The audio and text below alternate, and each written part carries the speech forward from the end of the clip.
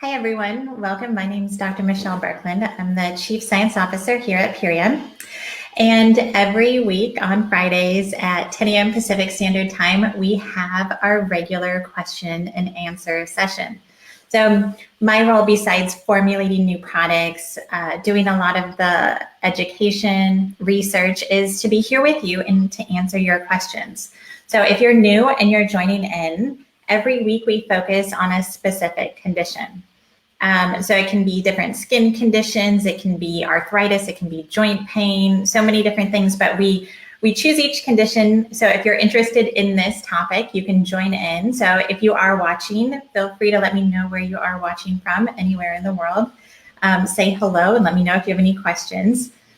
So I also want to remind everyone, if you do have questions, be sure to follow us here on Facebook Live so you can get updates when our next session is, just in case you forget when it's every Friday. And also we have amazing interviews scheduled each week with different people in the health field. So lots of great information, lots of inspiring people we're talking to. So it's worth to get the notifications because it's hard to keep up each week. You might easily forget when our next Q&A session is. So I also want all of you to know that our ebook is finally finished, and it's a great book. I wrote it. It's very practical too. You're going to get a lot of tips that help you with daily living, help you just improve your life, easy, simple ways, and they can have profound changes in your health. So I highly recommend you sign up for our newsletter so you can get a copy of our free new ebook that I am very excited about. And the link is also in the description of this video as well. So as I'm waiting for people to sign up, we have a lot of great people on our interview list this month and also the next month, which is coming up very soon in July. We have Dr. Michael Murray, who's going to be talking about natural medicine and also all the evidence and research behind it. We also have a doctor of pharmacy, Summer Kramer, who owns a clothing company focused on sun protection. And she's amazing. She's going to teach you a lot of great things on how to protect your skin for the summer, natural, non-toxic sunscreens, and a lot about her company and the importance of clothing that has a specific tight weave to prevent all of those UVA and UVB rays from coming in too. So this week, our topic is eczema and inflammation. And we're going to be talking about the skin. Your skin is a mirror for your overall health. What's going on outside is just a reflection of what can be going on inside. I mean, it's your largest organ. It's over 20 square feet inside. And so we have a lot to talk about, and we're just gonna cover some basics here today on eczema and inflammation. And I like starting off with the first question because is all inflammation bad? And no, not all inflammation is bad. A lot of people hear that word and they think, oh my goodness, I have inflammation. This is a horrible thing. But inflammation is a natural response in the body. It's a response to injury. So it's part of the body's immune response and healing response. Though in different infections and wounds and trauma and injuries to the tissue, it's a response to initiate healing. And so in acute situations, inflammation is a very good thing. It's part of the body's natural response to initiate healing. But we are talking about in eczema. And there's a lot of different types of eczema. One of the most common ones is atopic dermatitis. And if you aren't familiar with the word dermatitis, the itis means inflammation. So we're going to be talking about eczema in general, but a lot of the different types have the common component of inflammation. And it's not the great inflammation that helps healing, it's the chronic inflammation. It's an abnormal response to your body from your body's immune system, and that's what we really want to address. So eczema causes the immune system to overreact or be stuck on the on position. And that inflammation isn't going to help healing. It's actually going to be doing the opposite. So we're going to be talking about different ways that we can help balance out the immune response, especially in eczema. So the next question is, what are some symptoms I might experience if I have inflammation. So we're going to discuss the two types of inflammation. In acute inflammation, the one you have when you have a tissue injury, the one that we like, there's some basics, which is pain, redness, heat, swelling, and even immobility if you injured a joint. All of these things are the body's natural immune response during the acute phase. So what happens is the small branches of the arteries enlarge when they're supplying blood to the damaged region, and this results in increased blood flow. So all that increased blood flow, that's kind of where you get the heat too. You have all of those nutrients, and that's one of the reasons you can have swelling. Then the capillaries become easier for the fluid to move inside and out, and that means they can move between the blood and the cells. So after that, the body releases neutrophils. It's a type of white blood cell, and it contains different enzymes and helps digest microorganisms. So this whole process helps clear the body, helps bring nutrients, helps bring attention to that area of the body to promote healing. This process is very beneficial in acute healing, but not in chronic healing, which we're going to be discussing. And that's actually a little more tricky too. So leading to the next question is, how do I know if I have chronic inflammation? So chronic inflammation is a little more tricky. It can be sneaky in how it shows up, and it can mask itself in a lot of different conditions. So just some of the symptoms of chronic inflammation can be tiredness, it can be rashes or changes in your skin, it can be joint pain, and there's so many others. One key indication too could be that if you do get blood work, you might have a raised CRP because of chronic inflammation. And that stands for C-reactive protein. But it's a small chronic inflammation. It can be very tricky to spot. And so what we want to do here is discover the root cause of eczema and help reduce that chronic inflammation or whatever might be triggering it as well. So different things can trigger it. And of course, everyone is individualized, but it could be allergies. It could be specific products that you're using too. It could be stress. It could be lack of sleep and emotions as well. Stress, anxiety, depression, poor diet, lack of exercise. All these things can contribute and can trigger and make the inflammatory process worse. So I also want to let all of you guys know that besides the release of our new ebook, we will be releasing guidebooks on our most common conditions. So these will just be information guides on common topics like eczema, and we're going to get a little deeper into the guide and talk about natural ways to help and how to look deeper into your body to see what's really going on and if there are triggers, and cleaning out your house and removing them as well. So one thing that can be contributing to inflammation, and a lot of people don't think about this that have eczema, but I think it is very important. So we'll answer this question: what types of clothing should I wear when my eczema is acting up?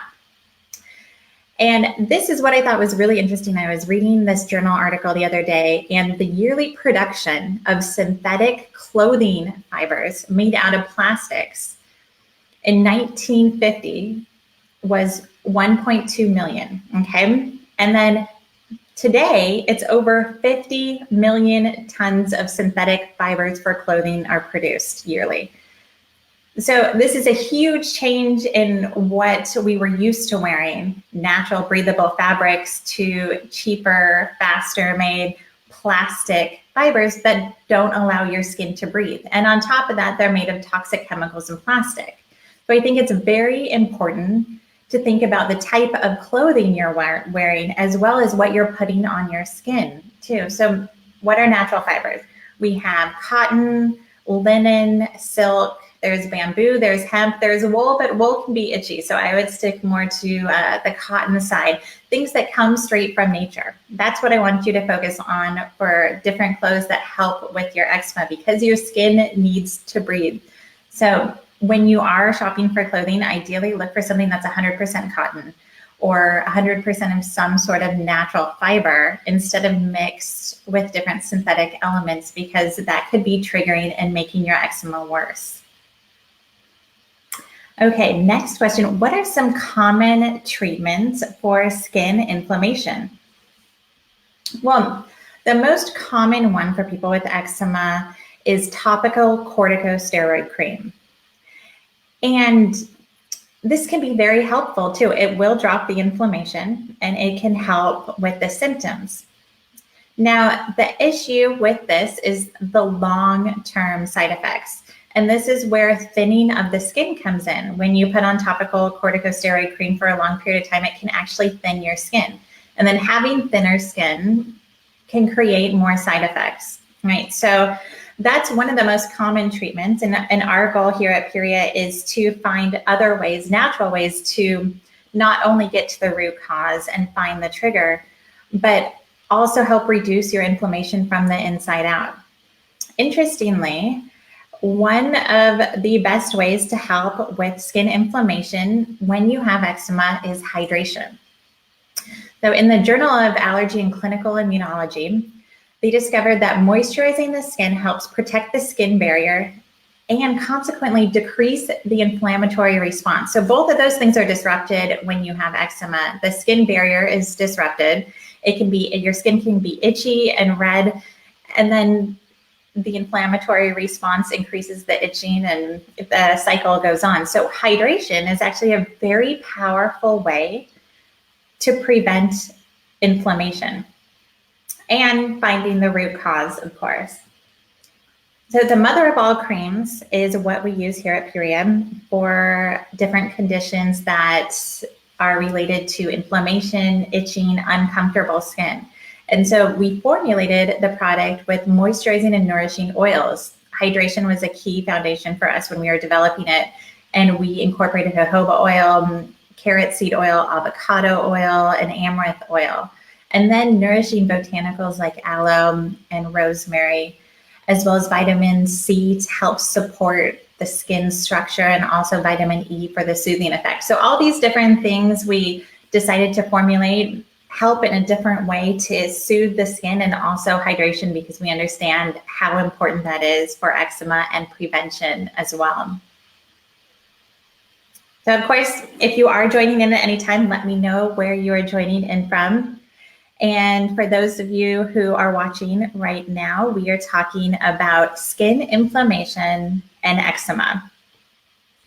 So I have just a couple more questions to go. This question is, what are some products, ingredients that I should avoid? Well, synthetic fragrances can be quite a big trigger if you have eczema. And this also includes not only what you wear, but also what you have in your home too. So evaluate what you put on your body and also what can be around your environment too. And even in your car, a lot of people can use synthetic fragrances there too.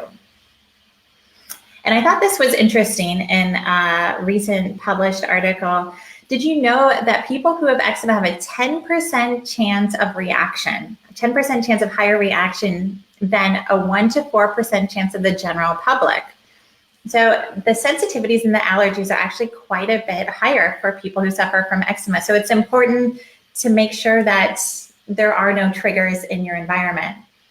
So I would say stay away from harsh chemicals, parabens, and interestingly, different antibacterial ointments like neomycin can cause sensitivities with people with eczema. So pay attention to your laundry detergents too, the fragrances you put on, the lotions you put on, all of those things can contribute to inflammation or trigger that inflammation and that allergy. And the last question I have today is, what products should I use? And my simplest answer to this is always something that's closest to nature. Closest to nature, your body's less apt to experience a sensitivity to than something that's very full of chemicals. Also, look at the type of laundry detergent you're using. Make sure it's hypoallergenic. Use natural fibers. Focus on plant-based ingredients as well. So the goal is closest to the source. So today, I'll give you a brief overcap of what we decided to talk about. And not all inflammation is bad. Inflammation is a natural part of the body's healing process. And that part is great. It's chronic inflammation, and in eczema, it's the immune system that just won't turn off, that's creating that response over and over. And that's the problem that we have. So we wanted to talk today too about triggers. What could be triggering it in your house, in your body? Different things like the laundry detergent you could be using, the clothing you could be wearing, synthetic fragrances, all those little things. I think it's good to remove and see, kind of evaluate what's going on and how you can remove them from your life, all those hidden things. And in our eczema guide, which we will be having soon, we're going to go deeper into that, and there will be a guide on the elimination diet and how to write a food diary. So when you are eating throughout the day, you might have some sensitivities to food, but you might not have realized it, because it can show up in other ways too. You might feel tired, you might have some brain fog, you might have more anxiety or more stress. All these little things, I think it's very important to pay attention to see what you might have sensitivities to. So I hope this answered your question on inflammation, on the times we want it and the times we don't want it, and to look deeper into the body and think what could be triggering this and help remove those as well. So I'm here every week, Friday, 10 a.m. Pacific Standard Time, to answer your questions. So be sure to tune in. Let me know as well. If you do have any questions, you can write it in the comments. You can send us an email and we will get back to you. You can always follow our Facebook Lives too, so you won't forget our next session. You will get alerted, and our newsletter, which has our awesome ebook that I would love for all of you to check out. So have an amazing weekend, and I will see you next week. Take care.